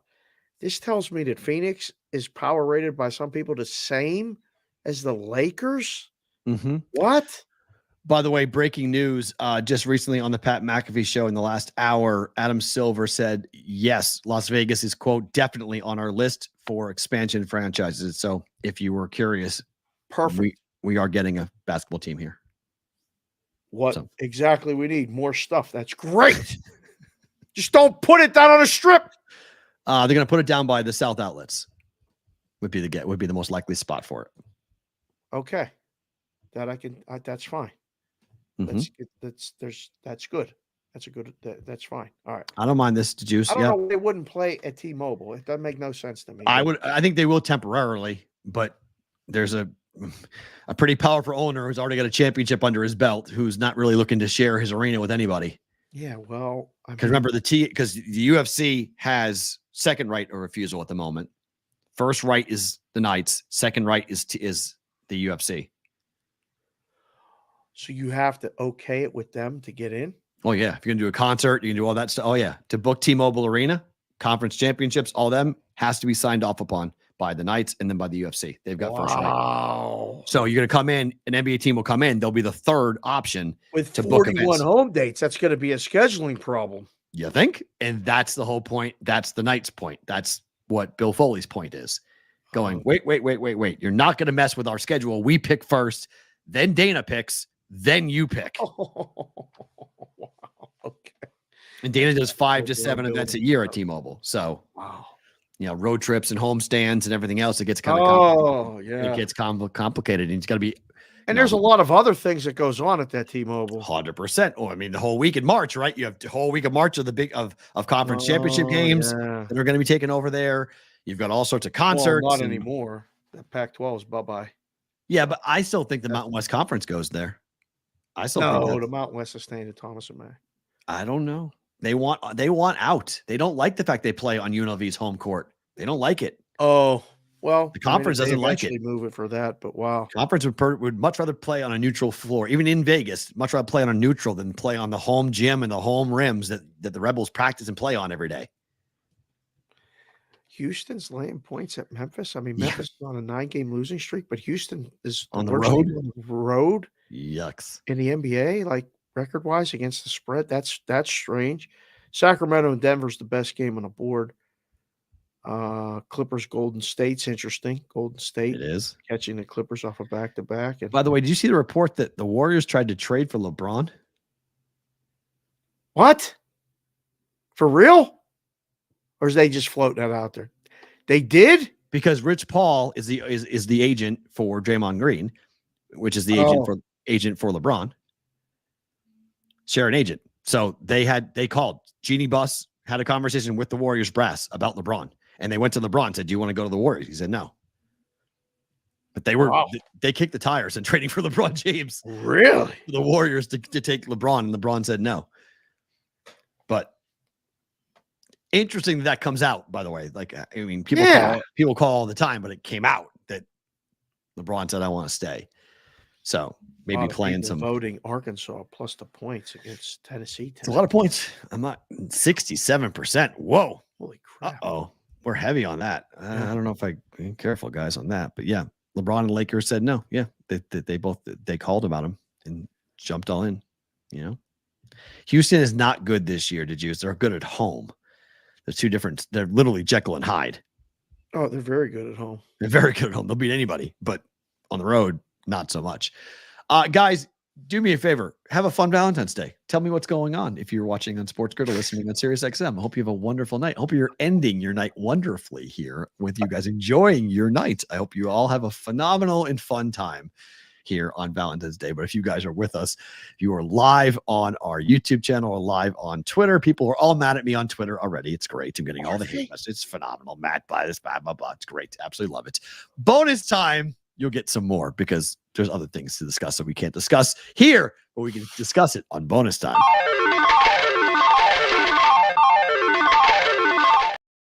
Oh, boy. So we didn't talk about steak and blowjob day. Hold on. What did you say? We didn't talk about BJ and steak day. We didn't talk about that because is that a thing? In some relationships, sure. Yeah. Some relationships, sure. I got to put my headband on for this because this one I may start sweating. What the hell is this? You know what that is. It's supposed to be on the 14th of March. It's 1 month after Valentine's Day. I'm 53 years old. I've never heard of this. What? Come on. What is this? You've never heard of this? It's the guy's Valentine's Day. You said there's no reciprocation. Well, that unless you go ahead and unless you participate in that, there's no official. I can't say that I can't say that on Sports Grid, but that's. I mean, you could, and then they might cancel us, but that's okay. I don't know. That is the reciprocal. So is that a 2-team parlay? Yeah, you get steak and a BJ. Yeah. What's the price for that? Free, luckily. Except free. You buy the steak, but I mean, Oh, yeah. What? That's, So you go out for steak dinner that locks it up March 14th. Yeah, that's technically when it's supposed to happen if you participate. But it's just some made up shit. I ain't ever heard of this. This is news to me too, JC from KC. Oh, this is not. What in the hell are you talking about? I did say this last year, Joel. See, the brigade keeps us sharp. I wasn't listening last year, Joel. Please, we had a lot of shit going on. Yes. Now we're on our own. I can listen to the show while I do it too. Before I had to be very careful. And people trying to sabotage us and all that. Pretty much, stuff. Yeah. It's a real thing, but it just depends upon whether or not you actually have to tango in that, obviously, for that to happen. So, if she doesn't want to partake in it, that ain't happening. So, it has to be the ones, But that's any doubt we were never, ever getting off late night. If anybody's still watching or listening, thank you very much. But I don't know what the fuck we're talking about. This is definitely news to me. March 14th. I'm writing that shit down on the calendar. Good luck in that conversation. Yeah. You can't bring that up after 20 years of marriage. Hey, by the way, I'm introducing something new. Always trying to reinvent yourself. Look, we can look forward to something more than March Madness. You got to tape that because that conversation would be the greatest conversation. Oh, she's going to be like, he said what? P-Roll said what? No, we said it. Go listen to the show. That would be amazing. Called Steak and Beach. Everybody knows about this. Oh, it's too good. It's phenomenal. If that were to happen. Yeah. Everybody who's married, go try that with your wife. Go. Hey, honey, I'm going to introduce something new to the relationship. Right. You get today, but on March 14th, I get something. She's going to go, excuse me. Like, what exactly are you talking about, Matt? No, that is not happening. Yeah, but that ain't gonna work. I mean, I already bet the no price. Somebody said that's for the new relationships. Yes, I would agree with that. That is for the new relationships can kind of shit worked in the beginning. Sure, yeah. If you I think I had 2 relationships where we did that for fun. That was sort of part of it. Yeah, it was just like a fun little thing. It was like a fun little, you put it on the calendar. Not that you're scheduling it out, but it's kind of like a fun little thing. So yeah. Just depends on whether or not the boys in college they did it right. I took my girlfriend at the time out to dinner, and they got the dorm room. They set up a table, put candles in it, dropped rose petals. Like, it was crazy. I didn't know what they were doing. And I walked in and she was so excited. And I was like, I'm dead. I'm never going to be able to do this again. Like, you guys killed me. Right. You guys did a great job. But what the hell am I going to do next year? We went to like CC Peppers was the steak place. Nice. Steaks. Oh, I did that, man. I remember I did that. My sophomore year, I took a girl that I liked a lot. It was our second date. Learned that hard lesson of like, you can't overshoot, like you can't go too high. Oh, like I took her to like a really nice restaurant for the second date on Valentine's Day, and it was like awkward. It was like, this is way too fast. Way too much. Way too much. And I didn't know. I was a sophomore. I was 19 years old. I was stupid. But like you learn that lesson of like, you gotta you can't press the gas pedal down.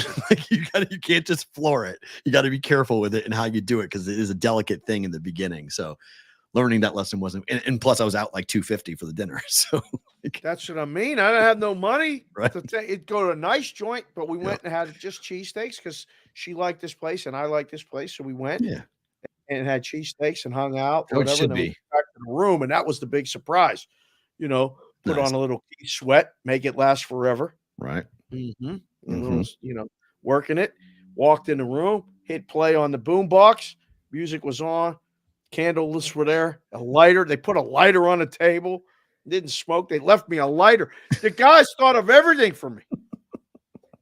What is that? Married long enough, you get in and out and a pat on the head. Which head, big business? What are you talking about? Way to go. Substitution. Yes, set the bar low early. Yes, I agree. Set the bar low. 100%. You got to ramp up. You can't 100%. start in the penthouse and go. You got to know where to go with down. I learned that lesson. That's what somebody said to me. Said, "What do you do next?" Said, "What do you do?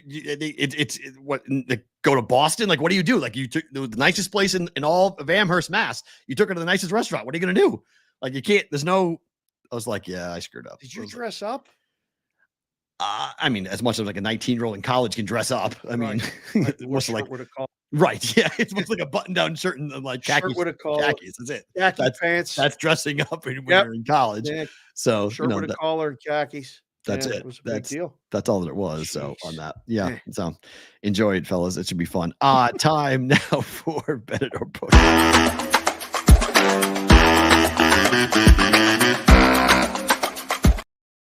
This would be pretty quick because I think you're pretty much in agreement on most of them. But South Carolina plus 11 at 11.5. Bet it. I like Penn State tonight at home against Michigan State. I like your team here to go in there and have an opportunity. Michigan State is 2-6-1 ATS on the road this year. Not a good team away from home. Different type of team. This is going to be a good game. I think Penn State needs it. Penn State has a very good shot at winning the game. And then I'm going to go a little off board here. St. Joe's tonight. I think St. Joe's is a team that people. Not that people are sleeping on them, but I like St. Joseph's tonight. I've always liked the Hawk, but they've got Loyola Chicago tonight. It's a 4-point loss, according to KenPom. The line is 4. It's down to 3.5 everywhere now. Ooh, I like it. Here we go, because Loyola Chicago hasn't been great at home this season. So I'm taking the Hawks here on the road in Chicago.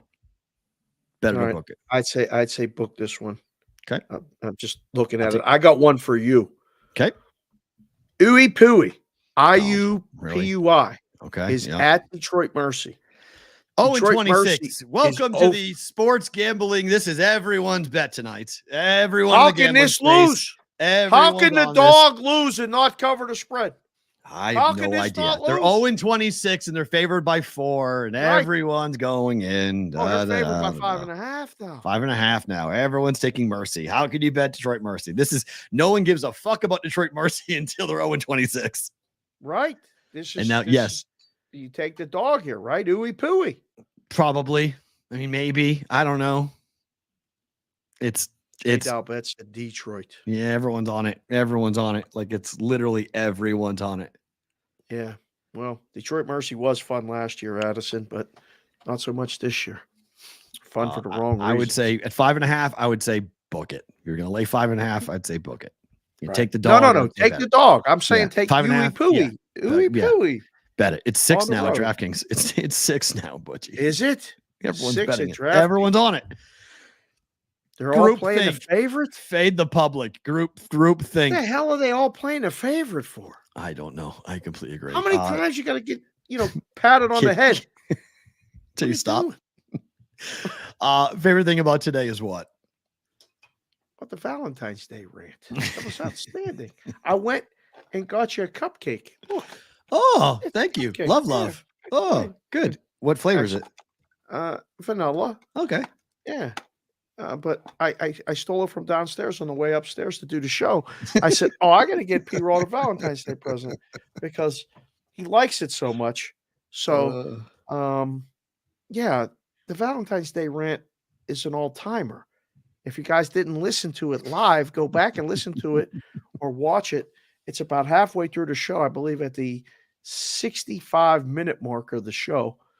Go back and listen to it. But the other favorite thing about today, you did a great job, by the way. That was great. And I tried to put as many hats on and keep the people entertained that were watching me while listening to you. That was good stuff. The other favorite thing about today is a reminder that March 21st and 22nd, Thursday, Friday, is the Resorts World show. Yeah. We met some people last night at the book, some people in town that are still in town today, or just showed up on Sunday night or Monday for the FTSA conference. And we met a guy named Ryan from Iowa. We did.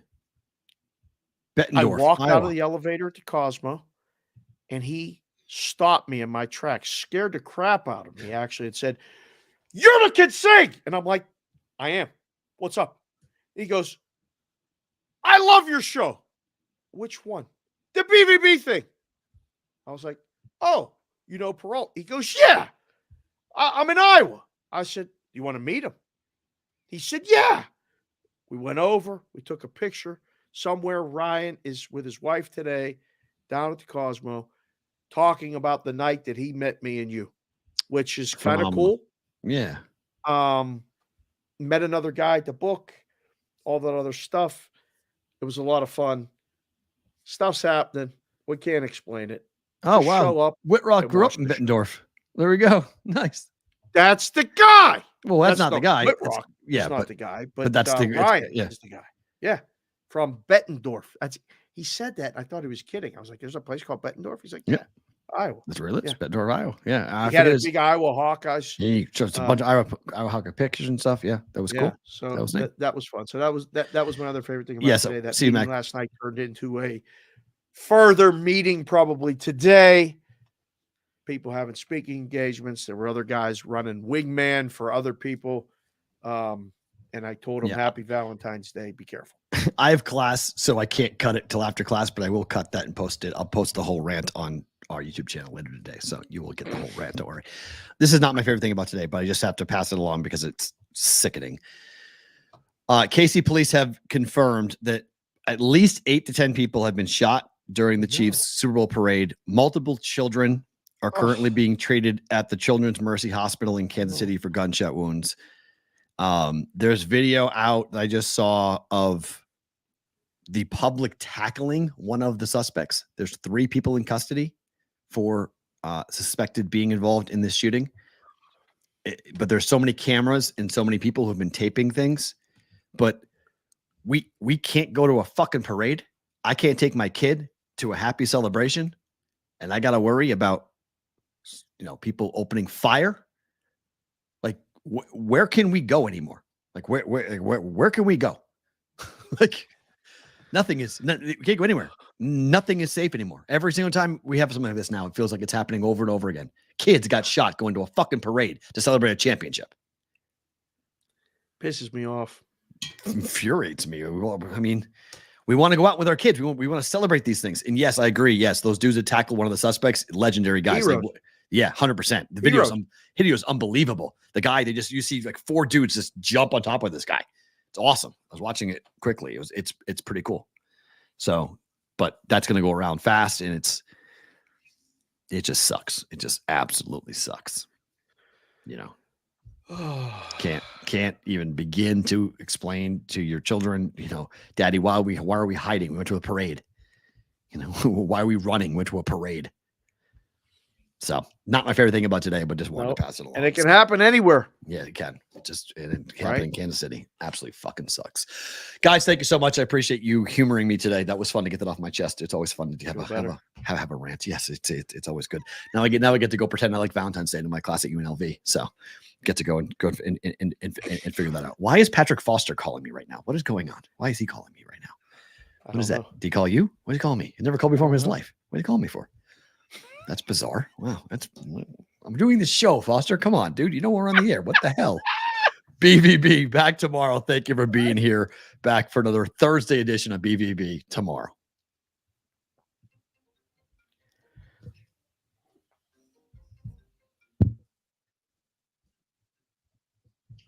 Hello. Hey, I got you now. Yeah, no, I hung up on you. I was just getting done with the show. What's up? Oh, okay. Sorry about that.